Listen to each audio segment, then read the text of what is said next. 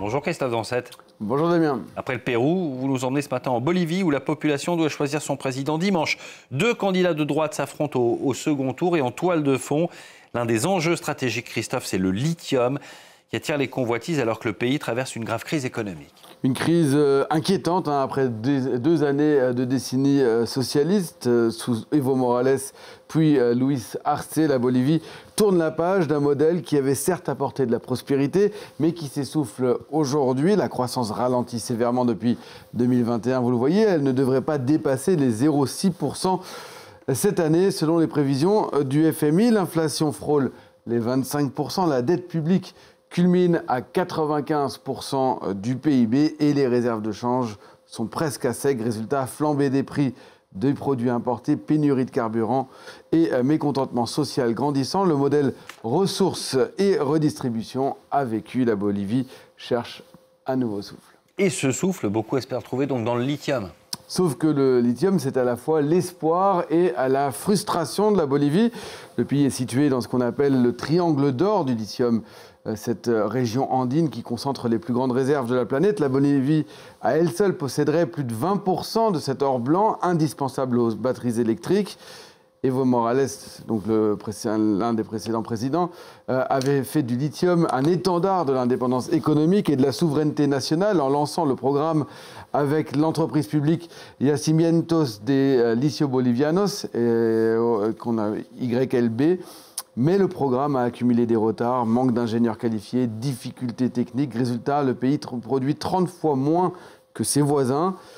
Le successeur de Morales a fini par passer des contrats avec la Chine et la Russie, mais ils sont contestés, très mal vus de Washington, qui lui aussi est très intéressé par le lithium bolivien, et les projets donc sont bloqués au Parlement. Et donc ce sujet du lithium, il a pris une place centrale dans la campagne électorale. Avec d'un côté Jorge Tuto Quiroga, l'ancien président conservateur qui, de manière générale, prône une ligne libérale d'ouverture totale du marché, restructuration de la dette, signature d'accords de libre-échange pour attirer les investissements étrangers. Sur le lithium, il veut renégocier, voire annuler les contrats avec la Chine et la Russie et créer une alliance avec le Chili et l'Argentine pour bâtir ce qu'il appelle une puissance mondiale du lithium. Il veut redistribuer les bénéfices à la population en attribuant aux citoyens des titres de propriété sur les ressources naturelles via des fonds d'investissement. De l'autre côté, eh bien, Rodrigo Paz, qu'on pourrait qualifier d'un peu plus centriste, défend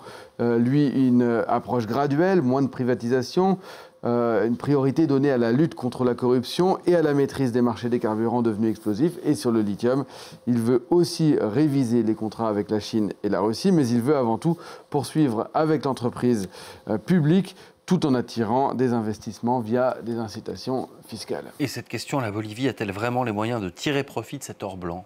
Et c'est là tout le problème, puisque techniquement, l'exploitation du lithium dans le Salar d'Uyuni reste un casse-tête. Le minerai est difficile à extraire, les coûts sont élevés et la consommation d'eau menace des écosystèmes déjà fragiles. Les communautés locales, elles, eh bien, elles craignent d'être les grandes oubliées de cette manne. Et on voit ici des images de sécheresse que la population attribue en partie à cette extraction du lithium.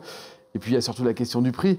L'or blanc s'est effondré ces dernières années, passant de 70 000 $ la tonne en 2022 à 10 000 $ tout juste dollars aujourd'hui. Sans institutions solides, sans transparence et sans stratégie industrielle claire, le lithium pourrait devenir non pas la bénédiction, mais bien la malédiction du pays. Oui, en fait, on ne voit pas l'eau, mais elle est sous le sel quand on creuse.